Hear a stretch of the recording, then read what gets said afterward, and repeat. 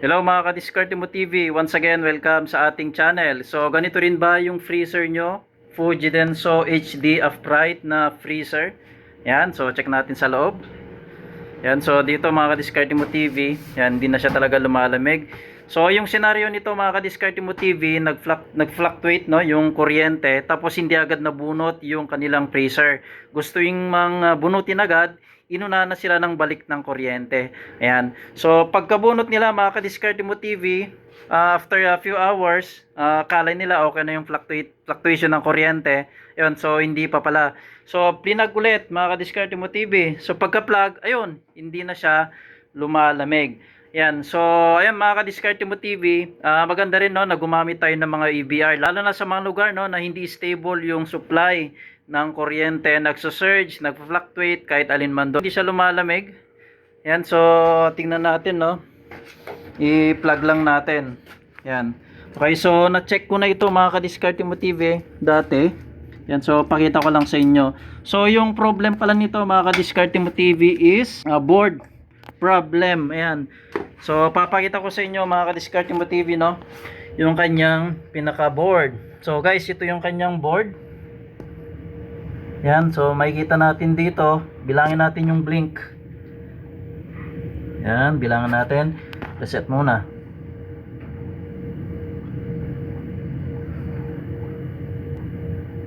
One, two, three, 4, 5, 6, 7, 8, 9, 10. Yan, so meron 10 blinks mga ka-Diskarte Mo TV no, na nag-a-appear sa kanyang board. Usually mga ka-Diskarte Mo TV, ang nagiging problem talaga nun is kanyang board. Hindi na nagbibigay ng signal yung board sa compressor para mag-start. Maybe may na-burn no, na component dito sa loob. Sa mga gustong mag-DIY mga ka-Diskarte Mo TV, yon, so ito po yung kanyang pinaka code. Yan. Donper 13403Y18A66J G910 mga ka-Diskarte Mo TV. Ang good news ko sa inyo mga ka-Diskarte Mo TV, once na malayo po no yung bilihan ng ganitong board no, or walang mabilhan na ganitong board sa inyong lugar, ay ilalagay ko no yung link no, maglalagay ako ng link dito sa ating video. Nang sa gayon, once na clinic nyo na yung video, madadirect na kayo dun sa Shopee. Ayan. Okay, so 13403Y18A66-JG910. Ayan. So ulitin natin mga ka-Diskarte Mo TV bilangin natin ulit yung blink nya. Ayan. So yan, yung ilaw-ilaw dito sa gilid. Tayo lang muna natin. 1, 2, 3, 4, 5, 6, 7, 8, 9, 10. Ayan. So 10 blinks mga ka-Diskarte Mo TV. Once na nag 10 blinks yan, board no, yung kanyang pinaka problem. Ayan. So ayan mga ka-Diskarte Mo TV, try na nating palitan yung sirang board na yan. So bago kayo magpalit mga ka-Diskarte Mo TV, SOP, tanggalin yung plug. Ayan, para safety. Okay, tapos mag-wait lang kayo mga ka-Diskarte Mo TV ng 30 seconds no, para ma-discharge yung laman ng capacitor para iwas electric shock. Yan, so ayan no, nagbi-blink-blink pa rin siya. Pero binunot na natin no, yung kanyang power supply. Yan, so ito lang natin.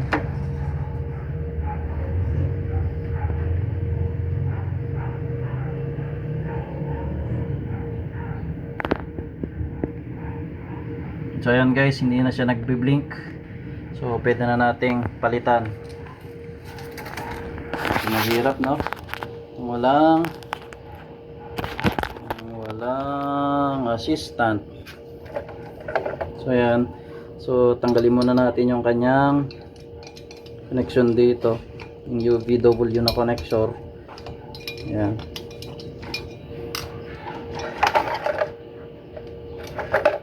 Ayan siya. Tapos tanggalin na natin dito na part.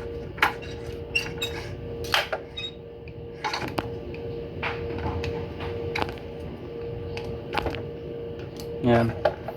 So guys, ito yung ating brand new na nabili. Ayan. Donper. Same lang sila. Yan o. Doon per 1T4A by 18. Yan.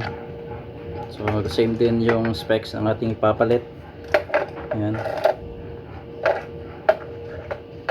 So madali lang siya.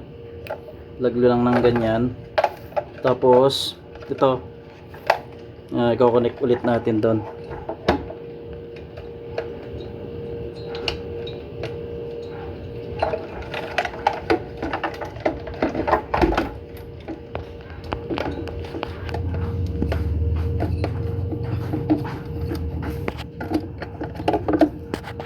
So ito, yellow green. Pag may nakita kayong ganyan, ground po yan. Connect pa rin natin. Yan. So yan, so nakakonect na siya mga ka-Diskarte Mo TV. Ngayon, testingin naman natin. Testingin na natin. So plug natin yung unit. Yan. So yan guys, dito maririnig natin no, yung pag-andar ng motor compressor. Lapit ko lang konti. Yan. Yan. So umaandar na mga ka-Diskarte Mo TV yung compressor. Tapos check natin. May blink pa ba?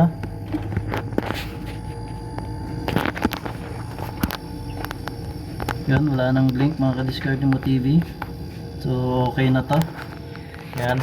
So yung palatandaan na okay mga ka-Diskarte Mo TV is syempre hawakan nyo yung kanyang discharge line, pero dapat nakachinelas kayo, nakasapatos, hindi kayo grounded para in case may electric shock hindi kayo makukuryente.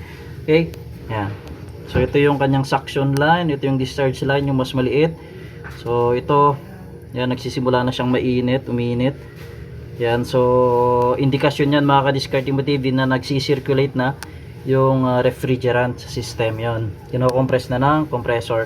Once kasi na kinompress niya yan, iinit. Yan, so umiinit na siya. Tingnan natin dito sa loob.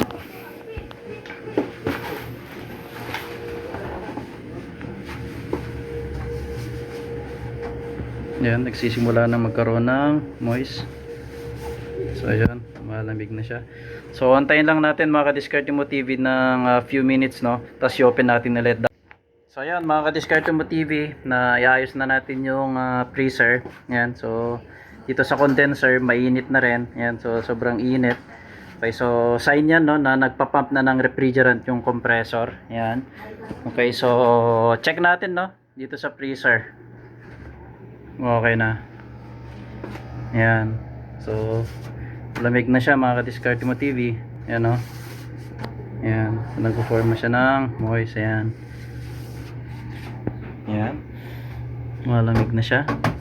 Yan. So yan mga ka-Diskarte Mo TV, okay na no yung freezer na ito. Yan. So once kasi na magkaroon ng fluctuation, ang pinaka the best is bunutin talaga yung saksakan o plug ng inyong mga appliances. Ngayon, sabi ko nga, gustuin man nating bunutin agad minsan, nauunahan na tayo ng balik ng kuryente. So ang result noon, yun, sinasuffer no yung board, yung fluctuation.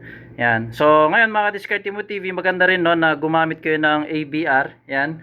Okay, so yung AVR mga ka-Diskarte Mo TV, magkaroon man ng fluctuation, magkaroon man ng surge no, may protection yung inyong mga appliances. Hindi lang sa freezer mga ka-Diskarte Mo TV, pwede rin no sa mga refrigerator and any other appliances. Yan. So yan.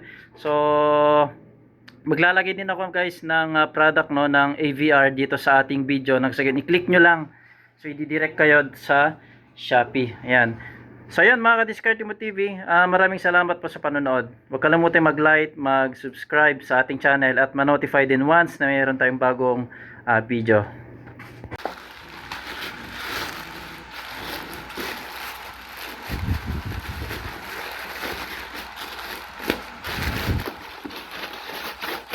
Nga itong basit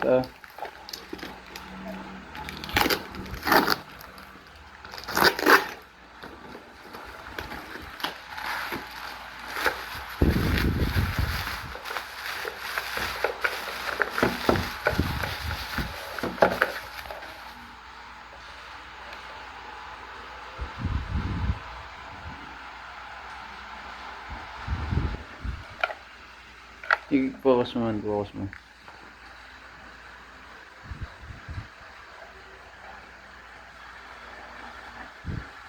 Hindi, meron.